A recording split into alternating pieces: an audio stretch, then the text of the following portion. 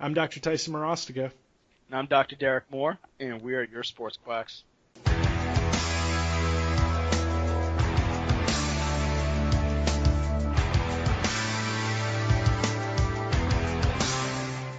All right, welcome back, everybody. Today's topic and something we're going to hit on is finding your role as a sports chiropractor in your area, or finding your role in general. As a chiropractor, there's actually a couple different realms that you can kind of fit in. And for us, obviously with the name Sports Quacks, we like to direct and talk to other sports chiropractors, or maybe other chiropractors in different realms that want to step over, maybe want to cross that line, maybe want to integrate some of the stuff. And so for us today, we want to talk about kind of almost like standing your ground, or finding a way to whoa, what was that? Hello. Man. But yeah, it's like talking about, basically we want to talk about what you can do in your community to like set yourself as the sports chiropractor, to set yourself as someone who can treat different sports injuries, that can, do more and do more for patients. So, for me, actually, let me ask you this, Derek, like as a starting question, how did you, like, going into practice, like how did you establish yourself, whether maybe it was just mentally, like how did you establish yourself that like this is what I do in practice? Like, did you have that problem with where you started off, like where you worked, or did you have to like create that? What did you do? So the biggest, one of the biggest differences between Tyson and I when we first came out was Tyson opened up his own business, and I was an associate. So in my setting, if you went to the website, everything was about the one doc who was there primarily. And actually, there was another doc there who eventually left, and it was left with me and the owner. But when I was there, it ended up being, okay, so you are now one of three docs. What can you do to separate yourself? Not only within what to do to kind of make yourself stand out, not only within the community, but within your own office. So immediately, the biggest thing that brought patients to me was more so, that kept patients coming to me, was I was doing a little bit more active care than the other two chiros. The one chiro who owned, he was jam-packed every single day with patients, so he really didn't have as much time to do as much active care, I think, as he would like. But that was one reason why he brought on another doc. And then the other doc just didn't really do that much active care. So it was a nice little easy niche for me. But I knew that wasn't going to just suffice, because that was great for in practice, but somehow I had to make myself stand out outside of practice. Mm-hmm. So that's when I just started getting on the horn and really started reaching out to things that interested me. So in the DC metro area, there's really not much when it comes to specific athletics. So there's not a lot of places. In the city, everybody would usually go out to Virginia or go out to Maryland, and that's where most of the athletics were held. So it was tough for me to really start to find these places, but eventually, just through hard work and reaching out, I developed relationships with a nearby university and one of the local MMA gyms. And that was just through sending out emails and setting up meetings to talk with them. Yeah. And a lot of people, I think, try to make it sound more sexy than that, but it really wasn't. I sent, I hope Dan doesn't get angry at me, but I sent the same email to 6 universities. Yeah. And so what I did was, and I think this can help with students coming out of school, because I was on the phone with the university the day of graduation. So I was setting up the meeting. They thought I was already in DC. I was just like, yeah, I can't meet with you on Monday. I couldn't meet with them on Monday because that was my first day at work, and I literally just moved to DC on that Sunday. So I told them, yeah, I'll meet with you on Wednesday. but that was the day of graduating from chiro school. And what I did was I went to every single university sports page, and I pulled out their athletic director and their the the head athletic trainer and the head strength and conditioning coach, and they all got the same email. And I sent it out to 6 different schools. So that was 18 emails, and I got a response from one. Yes. But the one worked out, Yeah. So I was like, all right, cool. That's because he had experiences in the NFL with a chiro, and he was already short staffed. So he was just like, yeah, we'll bring you on. And it was at that point, it's just more of you get that opportunity, but you have to have the skills to maintain that relationship. So when I went there, it was basically a tryout. I worked there for a semester, really just showing them what I could bring to the table. And then over the summer, they're just like, hey, this is what we need to do. This guy brought something good to us. Let's keep him on board. And it worked out for me in that way. But I think when it comes to creating a niche in your community, the first thing is you got to reach out to your community. Yeah. Yeah. So let me back down. I'll tell you what I did. So for me, the way I set myself apart is I set up the office the way I wanted to, right? So you guys all know I opened up right out of school. What I did is I said, I am building my own practice the way that I want. I did all of my drawings, everything for the office the way I wanted. I put in an indoor golf simulator. I have a turfed-in area that I wanted to set the tone hey, you can work out here. We can work out. We can do things more than just open adjusting, things like that. The first thing you do is set the tone for who you want to be by making the office the way that you want. If you want to be a sports chiropractor, get your bands, get your kettlebells, get your weights, get those kind of things. Are you going to use them all the time? No, but have them there. Set the tone for what you do. And then after that, I reached out in the community. I reached out to who I felt like I connected with. So I reached out to all of the golf professionals in the area. I reached out to all of the golf coaches, high school golf coaches. I met with jiu-jitsu gyms. I met with different things. And so that reaching out. So let me say this. When I went out and I explained who I was, I used my certifications and knowledge to be able to communicate with people. I didn't blow smoke. I didn't put things way over their head, but I explained what made me different. I went out and established that, hey, I do ART, I do, functional assessments. What does that mean? Why do I do it? And for me, that kind of set me apart in that fashion. Now, for your role in the community, Derek, do you ever battle or ever wonder with yourself, why don't I just do the general chiropractic? Why don't I just do snap 'em up chiropractic? And that's something that I think just crossed my mind, really just more when you start to just look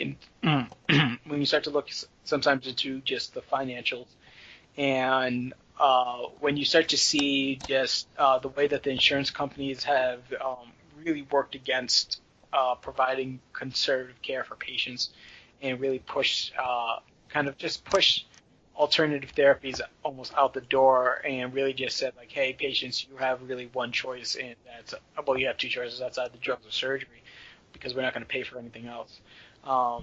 So for chiro, when you see other chiros making money primarily by taking in many patients, sometimes hundreds a day, and saying that they're seeing a difference there, it only stuck with me because of financial reasons. I just knew that's never how I wanted to practice, and I think that made it easier for me to reach out to patients, because, for example, when I would take one of my jiu-jitsu players from the MMA gym that I developed a relationship with, the first thing that he said was, "I thought you were a chiropractor."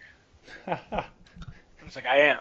And he was like, "So, like, why are we doing? He's like, it's not that I don't like what we're doing. He's like, but why are you doing all these exercises, all the soft tissue stuff, and not just adjusting me? Yeah.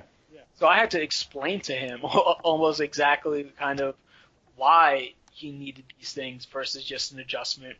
And the moment he was a little bit angry because he felt like he was lied to, and he felt like he was that he should have been getting a certain type of treatment for a certain amount of time that he wasn't getting.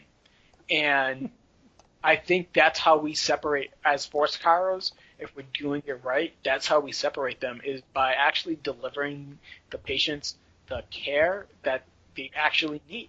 Yeah. And not just going through the motions.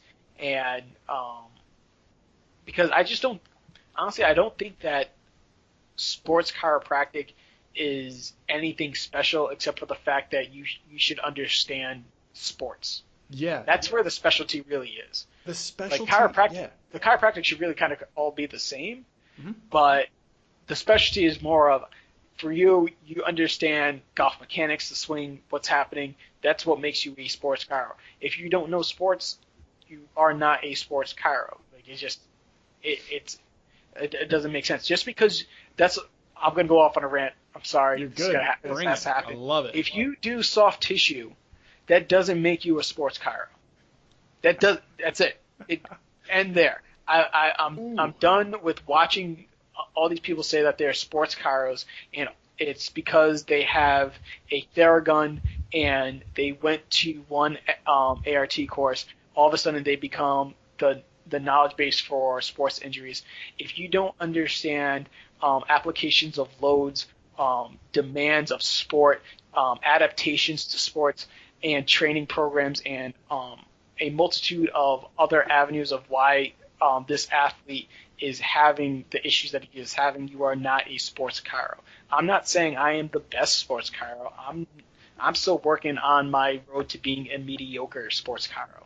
But it's the fact that I've gone out to search for the best treatment methods and the best understanding for sports chiro that makes me a sports chiropractor. Yeah, I'm with you on that. Sorry.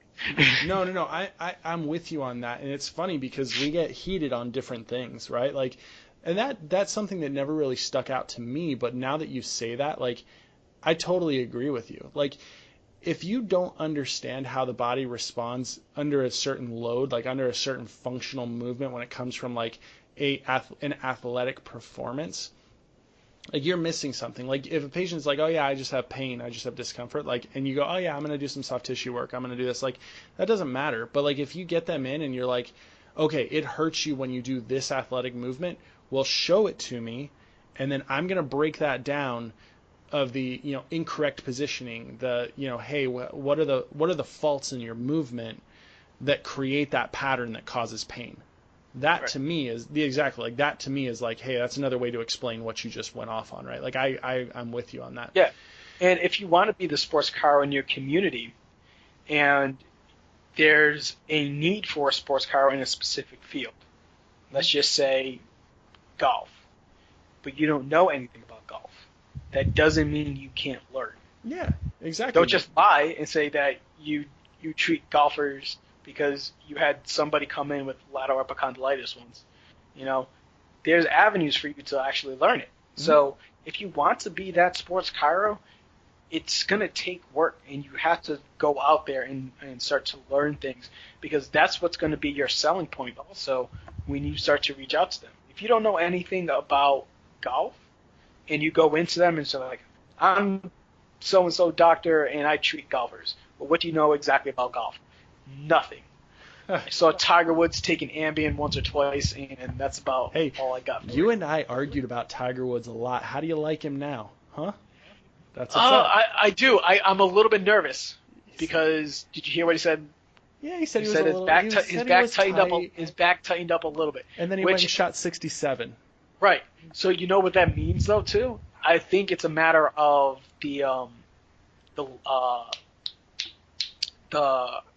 not necessarily overuse, but he might still have a little bit of an issue with overtraining. I agree. Yeah, yeah, probably. or him just because he's just saying like, oh, he's a little bit of tightness. I was okay with it because he went out and played fantastic, but it's still a matter of, okay, it's not completely gone, and I think that's the best thing for him. Yeah. For him to not be like, oh, I'm completely healed. I think with Tiger, I think we talked about this all the time. Oh yeah. I just want to know what's been happening. Dude, that stuff. I just want to sit. I just want to take a history. You're That's not getting literally truth. it. You're not getting. Like, I don't even care about treating him. I just want to sit him down and be like, what have they done to you? Oh yeah, because there's so much more. There's so much more than what actually went on. So okay, let me get us back on track here. I love Tiger Woods. You guys will all learn that. We'll talk about that all the time. So let me back up. So I want to tell you guys a story of an experience that I had. If you are trying to be a sports chiropractor, you're going to run into this. And Derek, I know I've shared this story with you before, but I opened up my office. I'm by myself. When I opened up, I was the only person in the office. I did not hire a receptionist, and it was very quiet for the first couple of months. And I am easily 4 months into practice, and to save money, I clean my own office all the time, right? Like, so I vacuum, I mop the floors, I do everything. One day, my office is shut down. There's nothing going on. I'm in mopping the floors, right? And I'm listening to music, whatever. And all of a sudden I turn around and there's a dude standing in the front of my office, and he looks like a golfer. He's got his golf clothes on and everything. And anyone who's seen my logo, it's a guy snapping a golf club over his knee. I love it. A lot of people think it's weird. I love it. So I go and I'm like, I got to turn the music down and everything. I wasn't expecting anyone. So I walk up to this guy. I'm like, hey, it's so nice to have you in. What can I do for you? And he goes, oh, well, I'm a chiropractor right down the street. I'm blank. I don't want to say his name. I'm going to leave that out there. And I'm like, oh, it's really nice to meet you. Thank you so much. Let me show you around my office. So I walk him back and I show him, and he's a golfer. And so he kind of appreciated this stuff, right? A little bit, I thought. So he sits down in my front of my office, and we're talking, and this conversation turns really weird. And he sits there and he goes, well, Tyson, you got to understand, you are missing the true essence of chiropractic. I went, what? What are you talking about? He's like, you call yourself a sports clinic, but do you really believe that the adjustment can cure these illnesses? And I'm like, what?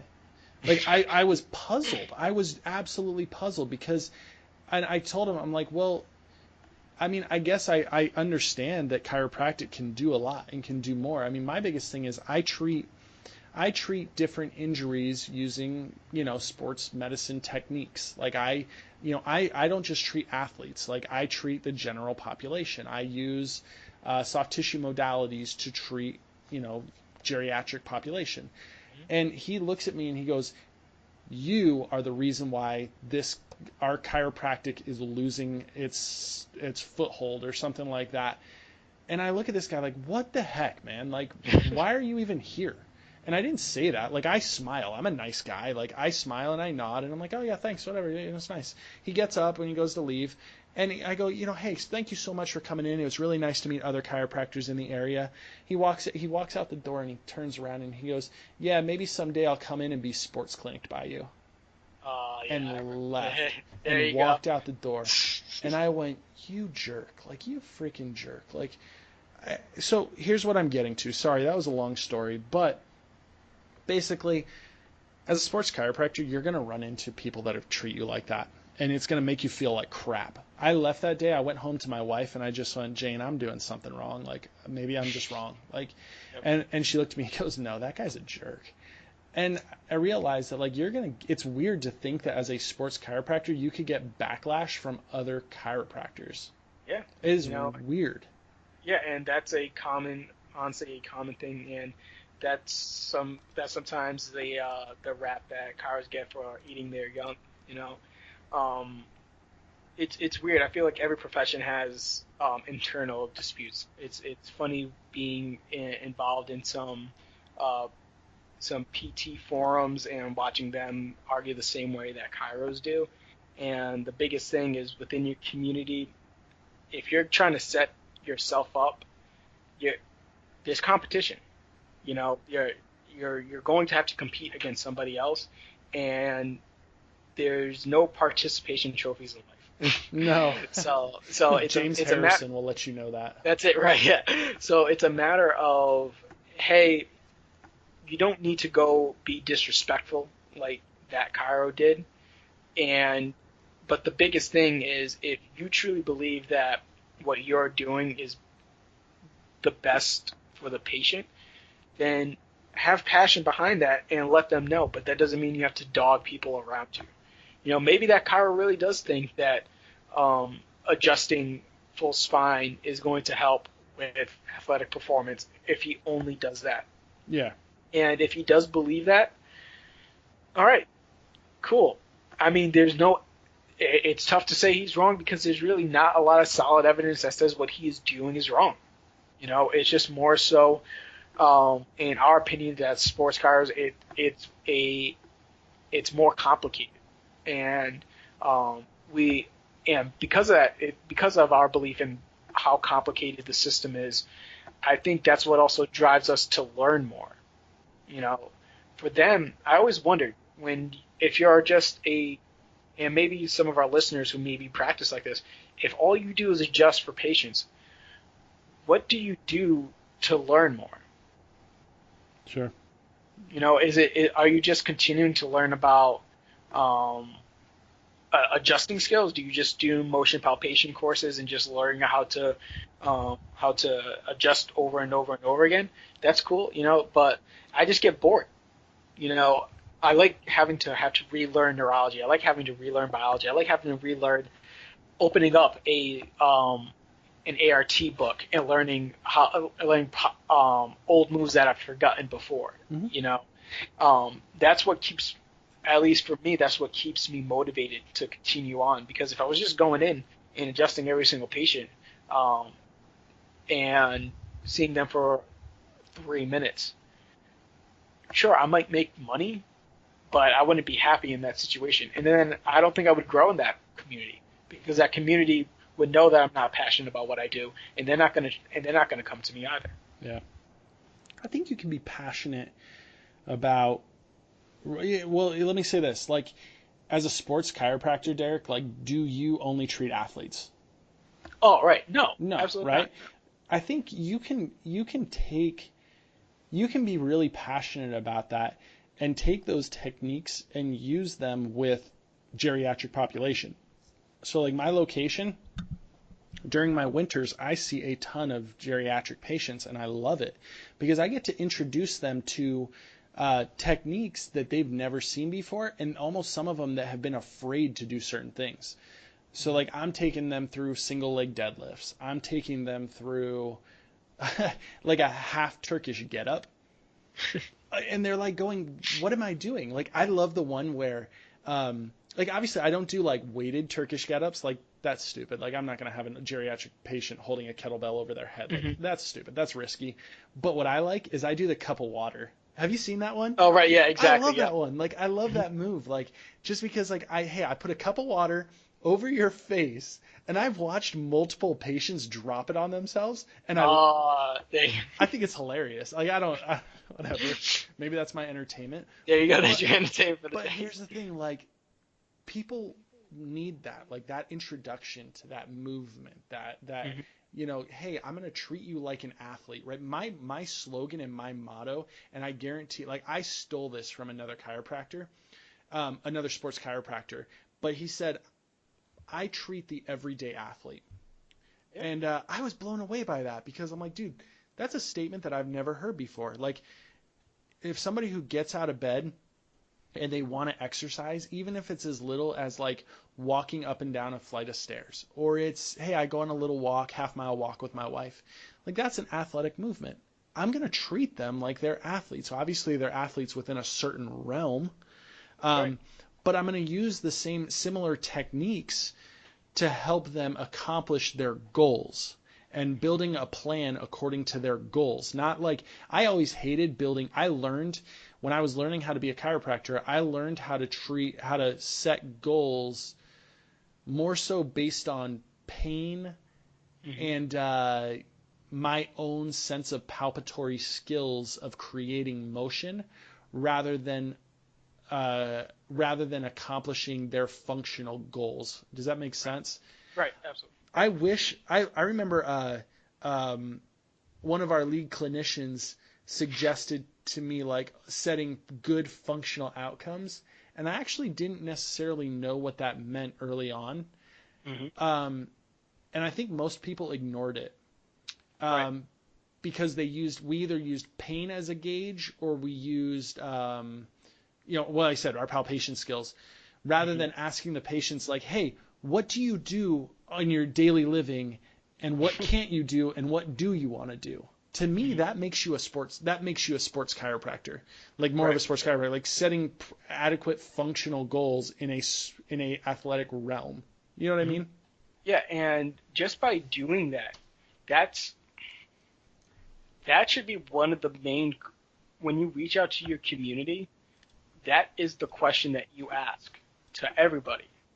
So that's what I asked to the athletic trainer. I was like, "What do you need from me? What do you feel?" I told him what I can do, but what does he need from me? What were his goals for bringing me in? And that's what you should do when you reach out to your communities. If you reach out to that golf pro, if you reach out to that MMA gym or the local high school football team, hey, this is what I can do, but also, what do you guys actually think that you need? How many ACL tears did you have last year? Would it help if that starting running back didn't tear his ACL second game of the season? Yeah. Could we help decrease the risk of injury? Yeah. So that's how we can help you accomplish that goal of getting that extra win, of getting your players onto the field. I feel as though the sports chiropractic route has given us avenues of the way that we converse with our patients to really start to make us more approachable to the everyday person when we go out to the community. We can start to talk to whether it's just your local church or even if you wanted to get into some corporations and do some corporate care, talking to them about, hey, what are your overall goals when you're trying to reach here? Like, how long can you sit? Do you even have the ability to work out today? Because I know some chiros are actually just they're not even necessarily doing chiropractic. They're just doing I think he did bi-weekly stretch classes That's cool. for a corporation. So it's just an hour out of the day where everybody in the office just had to do a stretch. So everybody would go out, they would do the stretches with the chiro, and everybody would eventually meet with the chiro, and then he's like, hey, well, we're doing the stretch. You have symptoms of early onset carpal tunnel, so we're going to really make sure that you're stretching your flexors, or you might have some really bad thoracic extension, so we're really going to force you to have to do some cat camels throughout the day, and especially through here. So that's just a bi-weekly thing, but you know what happened? He's built up a community now that says, hey, if I have issues, this is the guy to go to. He might be the quote-unquote sports chiro, but we understand what we need, and he can deliver it to us. That's a cool thing. That's something I didn't do very well that I think I could definitely have learned from was going and asking what their needs are and not Right. necessarily always expressing like, here's what I do, here's how I'm going to make you better, and going in and being like, hey, what do you need? And that was something actually I had a guy come to me. I had a golf professional come to me, and he introduced himself, and in the office he asked me what I do. He asked me what I do, and I knew like he was definitely trying to like test me and see like, hey, is this guy full of crap or not? Yeah. And it opened up this really good conversation about, hey, how can we collaborate? How can we work together? And I think that's one thing that we do like very poorly as sports chiropractors. A lot of people want to be like, I'm the official. Like I can do strength and conditioning. Right. I can do this. I can make them a better golfer. I can make them stronger. I can make them faster. And it's all thanks to me. And you want to like take all the credit. And it's funny, like when I see like one of my athletes does well, like I learned that it's not me. Like I helped them, but like I don't take any credit for their accomplishments. Like you can't. Like, and I think even with your average patients, like your everyday athlete, I'm going to call them, when they accomplish their goal, like don't take credit.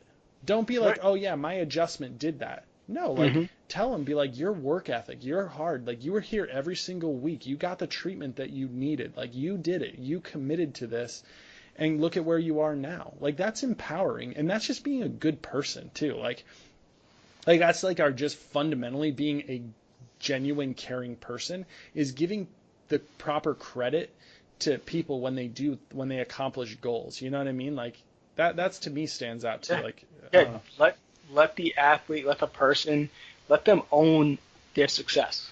Don't steal that from them. You know? Yeah. Don't be a jerk. I don't know. There you go. Jerk. That is the lesson for today's podcast. Just don't be a jerk. Don't be a jerk. Just don't do it. I love that. So yeah, I mean, here's the thing. When it comes to finding your role as a sports chiropractor, we're gonna all have different situations and different learning experiences from the people in our community, other chiropractors, coaches, things like that. But I think if you can set what you want going in and own what you know, you have a better likelihood of being a staple in the community, being an official. Like, you don't need to step outside of your realm to be a sports chiropractor. Like, I don't need to go see. I'm not very good with like water sports, so like I don't need to go to the swimming coach and like talk, the swimming coach and be like, oh yeah, I can do this, and this, like, and start trying to talk technique. It doesn't make sense. Like, so find what you do well, share it with them, and then you'll be amazed at what comes back to you, because you may be able to help in areas. You may not know football, but you may be able to step in and be like, hey coach, how can I help you? And maybe he'll come back and be like, hey, I have all of these, football players with low back pain, and you can talk to them about hyperextension. You can talk to them about, those issues and how to, get them into less susceptible positions to that pain and discomfort, right? And that's something that like that's something you can do. Sorry, I'm going off on a tangent. It's time to end this. But here's the thing, people. Thank you guys for listening. We love it that we have followers and that people can care about what we're doing. What we have to say. Yeah. So follow us on Instagram, Twitter, like us on Facebook. Send us questions. Share some information with us. We'd love to hear from you guys. Have a good day, and we'll talk to you later.